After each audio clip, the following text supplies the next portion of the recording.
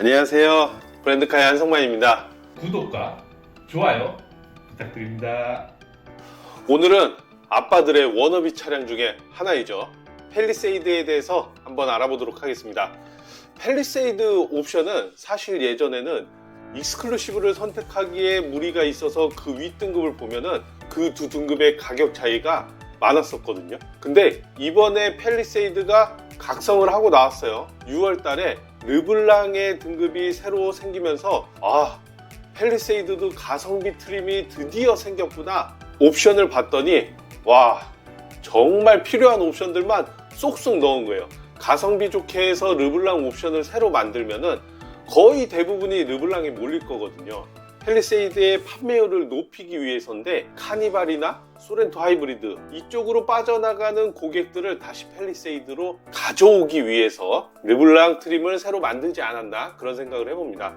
실제로 저도 카니발을 타고 있는데 카니발을 살까 팰리세이드를 살까 아니면 소렌토 하이브리드를 살까 이 세 가지를 정말 많이 고민을 했던 것 같아요. 저는 소렌토도 탔었고 카니발도 탔었는데 팰리세이드는 사본 적이 없어요. 팰리세이드 약간 부담되네 이런 생각을 했었는데 지금 다시 카니발과 생각을 해보면은 팰리세이드와 카니발은 가격대가 상당히 겹치긴 합니다.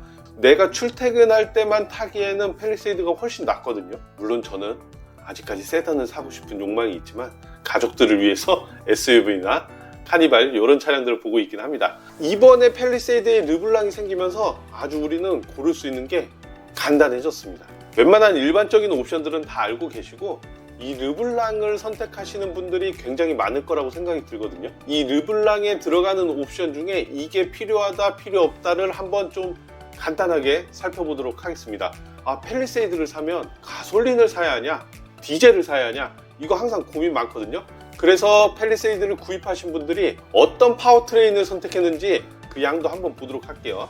23년 팰리세이드 판매량을 보면은 굉장히 많은 포지션을 차지하고 있어요. 대형 SUV인데도 불구하고 판매량이 굉장히 많습니다. 그만큼 30대, 40대, 50대의 아버지들은 대형차를 선호를 하고 가족들을 위하기 때문에 팰리세이드 선택을 많이 하는 것 같아요. 이 전체 판매량 24,500대 중에서 디젤하고 가솔린이 얼마나 판매되는지 한번 볼게요. 디젤을 봤더니 압도적입니다.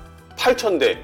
한마디로 중형급의 SUV까지는 이제 가솔린이 대세가 되었고 아직까지 대형 카니발하고 팰리세이드 같은 경우는 디젤의 차량의 비율이 상당히 높은 편이다 이렇게 보시면 좋을 것 같습니다.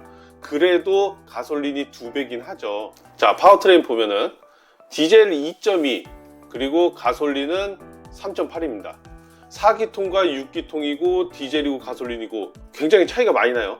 당연히 이 연비도 차이가 많이 나죠. 이게 18인치 휠 기준이니까 20인치로 가면은 조금씩은 떨어지겠지만 이 정도의 차이로 보면은 1년에 10,000km를 주행하시는 분들은 약 한 50만 원 정도 차이가 나고요. 가솔린 같은 경우가 가솔린이 3.8이기 때문에 자동차세도 약 한 100만 원 정도 그리고 디젤 같은 경우는 2.2면은 60만 원 정도니까 1년에 40만 원 정도 차이가 납니다. 디젤을 선택하면은 옵션비로 148만 원이 나가는 거예요. 이거는 3년 정도면은 자동차세로 복구가 되고 유류비 같은 경우도 약 한 3년 정도 1년에 10,000km 기준으로 50만 원 정도 차이가 난다고 하면요. 사실은 연비적인 측면에서만 보면은 디젤을 선택하는 게 맞죠. 연비적인 측면 그리고 자동차세까지 하면은 그 150만 원을 주고 선택하는 게 가성비적인 측면에서는 더 맞습니다. 근데 가솔린이 판매량이 더 많은 이유는 정숙하고 부드러운 걸 원해라고 하시면은 가솔린 3.8을 선택하시는 거고 나는 차도 7, 8년 이상 탈 거고 연비도 중요해 그리고 1년의 주행거리가 15,000, 20,000km야 하시면 무조건 디젤을 선택하는 게 좋을 것 같습니다. 가솔린 3.8이라고 하더라도 3.8의 출력이 295마력 정도면요 사실 엄청 좋은 성능은 아니거든요. 그냥 부드러운 세팅으로 되어 있을 것이다 이렇게 생각하시면 좋을 것 같아요. 다음에 팰리세이드도 저희가 시승기 준비해 볼 테니까요. 오늘은 옵션기로 해서 먼저 설명을 드릴게요. 저는 디젤을 선택할 것 같은데 가솔린이 필요하신 분들은 저는 1년의 주행거리가 한 20,000km 정도 되기 때문에 가솔린을 선택하지는 않을 것 같아요. 그래서 그거에 따라서 선택하시면 좋을 것 같습니다. 1년에 10,000km 정도가 50만 원이니까 2만 킬로 타시는 분들은 유류비만 한 100만 원 정도 차이 날 거예요. 그리고 사륜구동, 이 사륜구동은요, 펠리세이드는 전륜구동 차량이기 때문에 굳이 사륜구동이 필요 없다라고 생각이 드는데, 견인고리를 해서 트레일러를 끌고 다니시거나 좀 와일드하게 운전하시는 분들은 사륜구동을 무조건 선택을 해주시면 좋을 것 같은데, 그게 아니면은 도심지에서 주로 타고 가끔 여행 다니고 이 정도면은 저는 전륜구동만으로도 충분하다고 생각합니다. 그래서 사륜구동은 선택 안 하셔도 좋을 것 같아요. 자, 그래도 르블랑이 새로 나왔으니까 옵션에 있는 내역들 한번 보고 갈게요. 르블랑이 없었을 때는 익스클루시브하고 프레스티지하고 가격 차이가 상당합니다. 거의 뭐 700~800만 원 차이가 나니까 너무 차이가 많이 났었고, 이 익스클루시브에서 선택할 수 없는 게 휠, 20인치 휠을 선택을 할 수가 없었어요. 이 정도 차체 크기, 전장이 5m에 가까운 이 차량 크기에서 18인치 휠? 좀 작지 않은가? 이런 생각이 들더라고요. 20인치 휠을 선택하는 게 정말 좋은데 선택을 할 수가 없으니까 그 윗등급으로 마지못해서 올라가게 됩니다. 물론 거기에서 추가적으로 선택하는 옵션들도 익스클루시브에선 선택을 할 수 없는 것들이 있었으니까요. 요번에 생긴 르블랑이 너무 반가운 겁니다. 그래서 르블랑 옵션을 집중적으로 볼게요. 르블랑을 보면은 기존의 에센셜 플러스라던가 컨비니언스에 있던 스마트 테일게이트, 이런 것들이 르블랑으로 같이 들어왔습니다. 파워 테일게이트, 그리고 무선 충전, 뭐 안전 사양에서도 요만큼 추가가 되는데 굉장히 환영할 만한 일들이죠. 특히 이 파워 테일게이트는 이 정도 급의 큰 차량들에서는 꼭 필요하거든요. 요 테일게이트와 20인치 휠, 이 정도면은 여기 익스클루시브에서 보시면은 기본 사양들이 다 들어가 있기 때문에 2열 시트에 열선 시트까지 있는 정도니까 뭐 이거랑 맵이랑 다 있어요. 그래서 옵션은 웬만한 건 다 있기 때문에 르블랑에서 더 이상 선택할 게 없습니다. 나머지 추가 옵션들 여기와 여기에서 보시면 될 것 같아요. 나머지 프레스티지는 크게 필요가 없어요. 아무리 봐도 필요한 게 없습니다. 이 2열 통풍 시트 필요하면은 여기서 선택을 할 수가 있거든요. 그 이외에 나파 가죽, 그리고 내장재가 스웨이드로 들어가는 거, 고급스러움을 위해서 프레스티지로 올라간다? 이 정도의 고급스러움을 원하면은 제네시스로 넘어가는 게 방법이지, 굳이 나파 가죽, 스웨이드 내장재 없어도 됩니다. 이거는 그냥 딱 고객분들 르블랑 선택해 주세요 라고 현대차에서 만든 거예요. 르블랑으로 바로 보도록 하겠습니다. 차량 한번 견적 한번 내볼게요. 엔진 같은 경우는 제가 말씀드렸죠. 저는 가솔린과 디젤 중에 디젤을 선택하겠습니다. 이 가솔린하고 디젤에서 뭐 환경적으로 디젤이 너무 안 좋다라고 그런 말이 이제 언론에 많이 나오는데, 사실 가솔린이나 디젤이나 승용차에서 나오는 그런 것들은 사실 비슷비슷합니다. 가솔린이라고 환경오염을 안 시키는 게 아니거든요.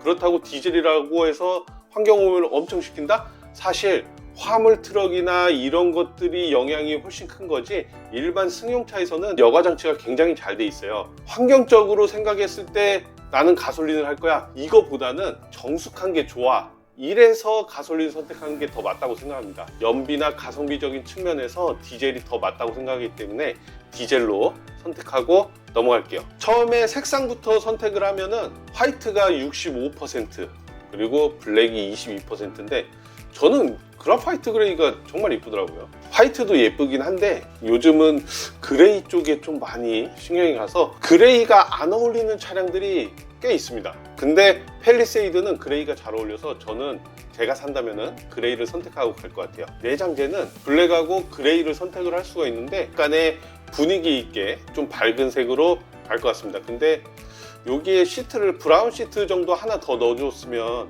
더 좋았을 것 같은데 아쉽네요. 옵션 선택을 한번 볼게요. 후석 승계 갈림 없어도 되고요.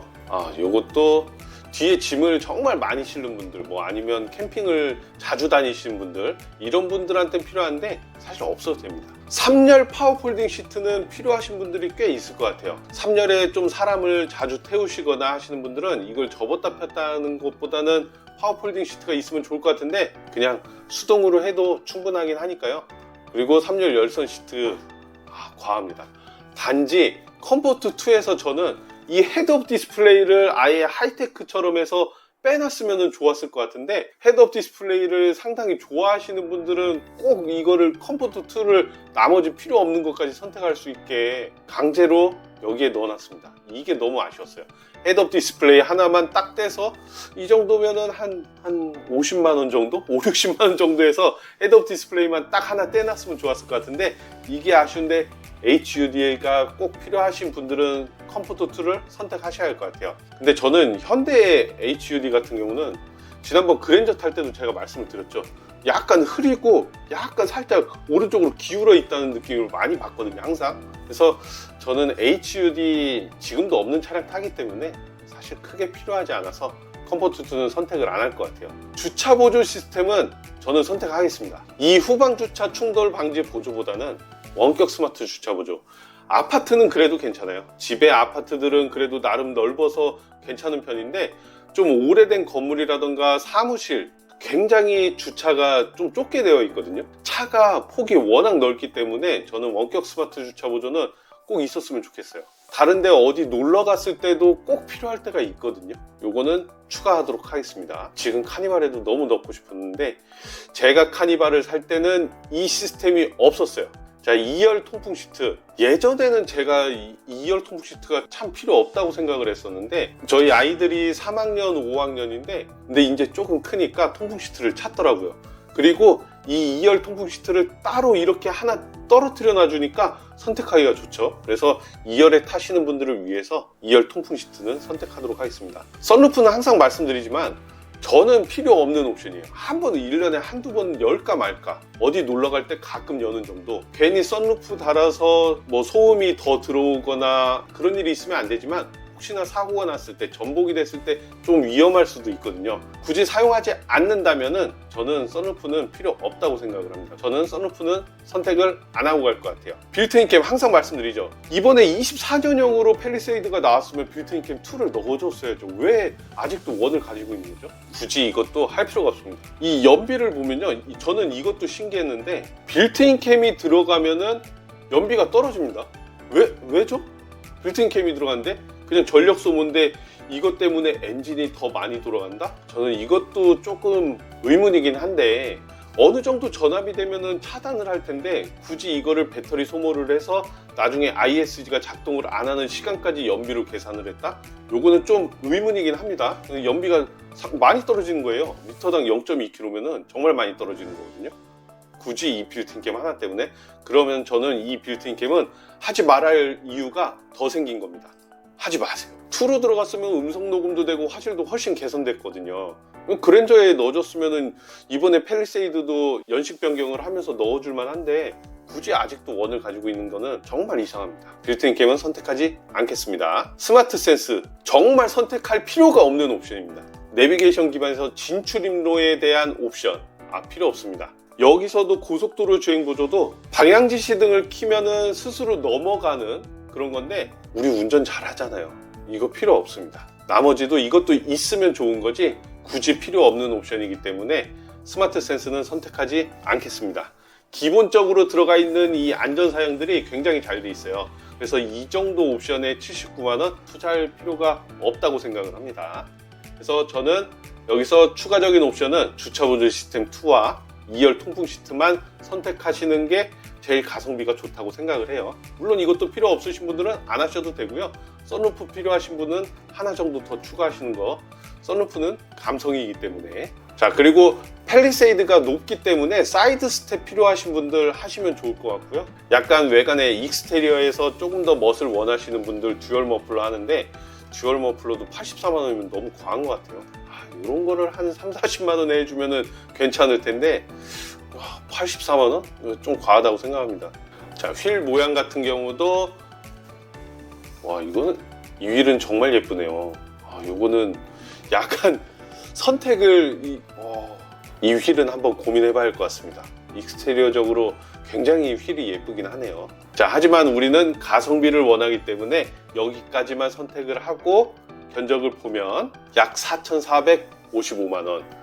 이때 뭐 탁송비랑 그 다음에 취등록세 하면요 대략 한 300 정도 추가가 되겠네요. 그래서 4,750만원.